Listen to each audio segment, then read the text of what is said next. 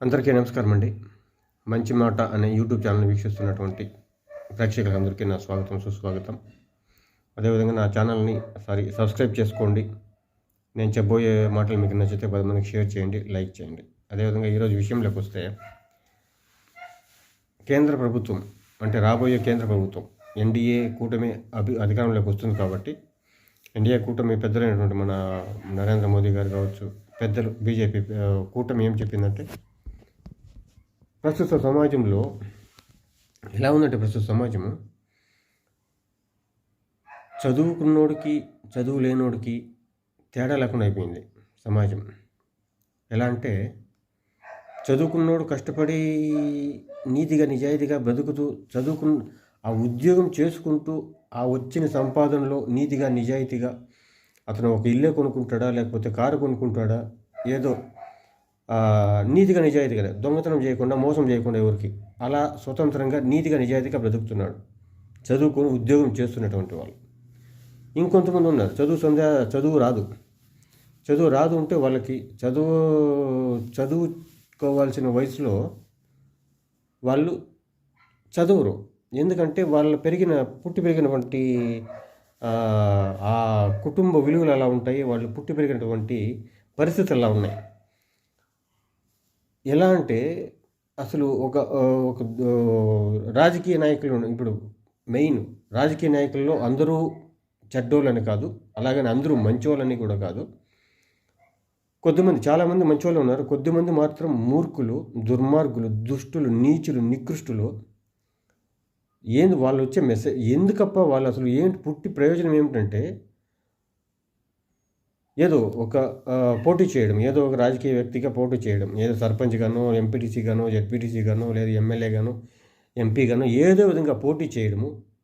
చదువుకున్న వాళ్ళు చాలా దూరం ఉన్నారు, చాలా వరకు చదువు లేనోళ్ళే ఇలాంటి రాజకీయాల్లోకి వచ్చేసి సమాజాన్ని నాశనం చేసేస్తున్నారు. వాళ్ళ మెయిన్ గోల్ ఏమిటంటే, సమాజాన్ని ఉద్ధరించేటట్టు కాదు. కొద్దిమంది గురించి మాట్లాడుతున్నాను, ఆ మూర్ఖుల గురించి మాత్రమే మాట్లాడుతున్నాను. వాళ్ళ మెయిన్ గోల్ ఏమిటప్ప అంటే, వాళ్ళ ప్రజలకు సేవ చేయాలనే ఉద్దేశం అయితే కానే కాదు. ప్రజల కోసం అభివృద్ధి చేయాలని, భావితరాల భవిష్యత్తుగా మన భారతదేశం యొక్క గొప్పతనాన్ని ప్రపంచ దేశాలకు చాటి చెబుదామని కానీ, మన రాష్ట్ర ప్రభుత్వం గురించి, రాష్ట్ర ప్రజల గురించి, రాష్ట్రం గురించి మన అభివృద్ధి చెందాము, అభివృద్ధిలో నెంబర్ 1గా ఉండడానికి ప్రయత్నం చేద్దామనే ఆలోచన ఏ క్వశ్చన లేదు ఆ దుర్మార్గులకి. వాళ్ళ మెయిన్ గోల్ ఏమిటప్ప అంటే, సాధ్యమైనంత వరకు అధికారంలోకి రావడము, సాధ్యమైనంత వరకు ఎంత దోచుకున్న వాడికి దోచుకున్నంత విధంగా ప్రజల సొమ్ముని దోచుకోవడమే వాళ్ళ ప్రధాన ఉద్దేశం. అవినీతి చేయడం. అధికారం వచ్చింది కదా, 5 సంవత్సరాలు ఒకసారి గెలిచినట్టే 5 సంవత్సరాలు అధికారంలో ఉండొచ్చు.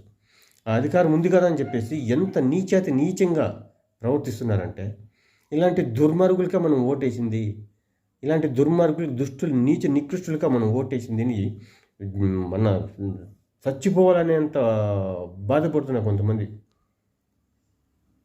ఓటర్ మహాశయులు, ప్రజలు. ఇలాంటి దుర్మార్గులు, నీతి లేని కుక్కల మధ్యన బ్రతుకుతున్నామా ఈ సమాజంలో అని చెప్పేసి చీతరించుకునేంత స్థితికి దిగజారిపోయింది ప్రస్తుత సమాజం.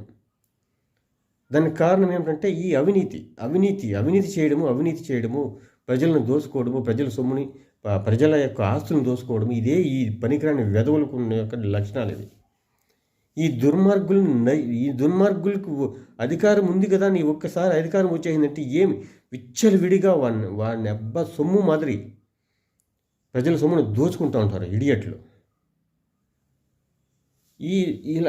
ఇలాంటి దానికోసమనే కేంద్ర ప్రభుత్వం ఒక చట్టం తీసుకొని వస్తూ ఉంది. అంటే రాబోయే ఎన్డీఏ కూటమి కాబట్టి అధికారంలోకి ఒక చట్టం తీసుకొస్తుంది. ఏంటప్ప ఆ చట్టం అంటే, ఎవరైతే అవినీతి చేసి డబ్బులు దోచుకున్నారో, అదేవిధంగా ఎవరైతే ప్రజల్ని హింసించి రౌడీ, అక్రమాలు, అరాచకాలు, ఈ అవినీతి ఎవడెవడైతే చేసి డబ్బులు అంటే నీతిగా నిజాయితీగా కాకుండా అక్రమంగా ఎవడైతే సంపాదిస్తున్నారో వాళ్ళందరి మీద, వాళ్ళు నీతిగా సంపాదించినటువంటి డబ్బులు కాకుండా ఏదైతే అన్యాయంగా సంపాదించాడో, అవినీతి చేసి సంపాదించారో అలాంటి వ్యక్తుల్ని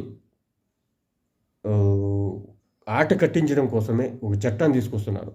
ఆ చట్టాల్లో ఎంతైతే నువ్వు నీతిగా నిజాయితీగా సంపాదించావో నీ ఆస్తుల విలువ ఎంత, నువ్వు రాజకీయంలోకి వచ్చేటప్పుడు నీ ఆస్తుల విలువ ఎంత, వచ్చిన తర్వాత నీ ఆస్తుల విలువ ఎంత, ఏ విధంగా నీ ఆస్తులు నీకు ఇంత ఆస్తి వచ్చింది అనే డీప్గా ఒక చట్టం తీసుకొని వచ్చి ఆ విధంగా డీప్గా ఎంక్వైరీ చేసి ఎవడెవడైతే అవినీతికి పాల్పడి ఆదాయానికి మించి కానీ తనకు ఉండాల్సినటువంటి ఆస్తుల కంటే ఎక్కువ ఆస్తులు ఉన్నా కానీ అక్రమంగా సంపాదించాలని తెలిసిందంటే అలాంటి ఆస్తులన్నింటినీ జప్తు చేసి అలాంటి వాళ్ళని కఠినంగా శిక్షించే దానికోసమని ఒక చట్టం తీసుకొస్తున్నారు. అది దయచేసి అది అమల్లోకి వస్తుంది ఎప్పుడైతే మన జూన్ 4 తర్వాత కూటమి అధికారంలోకి వచ్చిన తర్వాత, అదేవిధంగా కేంద్ర ప్రభుత్వంలో ఎన్డీఏ కూటమి అధికారంలోకి వచ్చిన తర్వాత తప్పనిసరిగా జరిగి తీరుతుంది ఈ చట్టం. కాబట్టి అవినీతి చేసినటువంటి వాళ్ళు కొంచెం ఉండండి, కొన్ని రోజులు కొంచెం సంతోషంగా బ్రతకండి, తర్వాత ఊచలు లెక్క పెట్టాల్సి వస్తుంది మీరందరూ కూడా. అదేవిధంగా ఇంకొక విషయం, చిన్న విషయం చెప్పాలనుకోండి. ఏంటప్ప అంటే ఈ దుర్మార్గానికి కారణం ఏంటంటే డబ్బు అది కరెన్సీ, డబ్బు. ఈ డబ్బునే అరికడితే, డబ్బుని అరికట్టడం అంటే ఇప్పుడు ఆ డిజిటల్ పేమెంట్స్ వచ్చేసింది అకౌంట్కి కాకుండా. ఇప్పుడు ఈ అవినీతి లంచం అనేది డబ్బులు భూమి రాపించుకుంటారు, లేదా భూమిని దోచేస్తారు, లేదా డబ్బులు.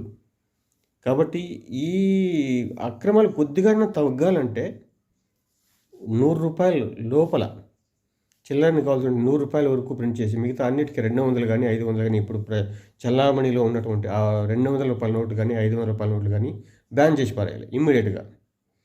అప్పుడు కొద్దిగా అరికట్టచ్చు మనం ఈ అవినీతిని. అరికట్టేదానికి మెయిన్ ఇది ఒక రీజన్. తప్పనిసరిగా ఇది కానీ మనం చేసామంటే తప్పనిసరిగా ఈ లంచగొండులు, ఈ అవినీతి చేసేవాళ్ళు 90% తగ్గిపోతారు.